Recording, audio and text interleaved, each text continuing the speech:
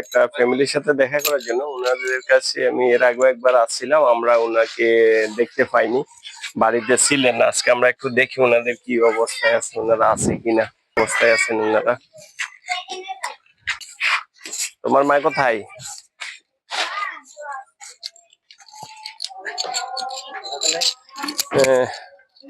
কি অবস্থা, কেমন আছেন আপনি? ভালো আছেন? তো এর আগে তো একদিন আপনারে খুঁজে গেছিলাম, আপনাকে তো পাই নাই। মানে কাজে গেছেন? ও আচ্ছা, আপনি কোথায় কাজ করেন এখন? মাঠে মাঠের কাজ করেন এখন। এখন কি কাজ আছে? এখন আছে, এখন আছে না?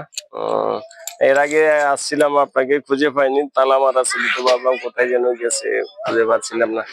তা আপনার স্বামীর কি খোঁজ পাওয়া গেছে? এখনো পাওয়া যায়নি? মানে আপনার সাথে কোনো যোগাযোগ নাই? আপনার মেয়েটা ভালো আছে?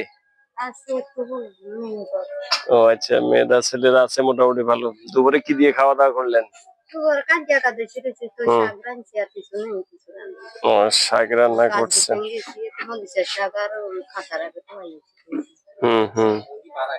বুঝছি। এটা তো আপনাদের ভাড়া না?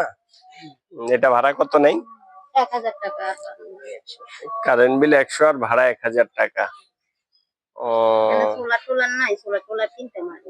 সোলার না, কারেন্ট তো আছে, তার সোলার ইয়ে তো লাগে কম আর কি। বুঝছি। যাই হোক, এমনি শরীর স্বাস্থ্য ভালো আছে? কাজ কবে কতদিন থাকতে পারে আপনাদের? আর 10-12 দিনে শেষ হয়ে যাবে।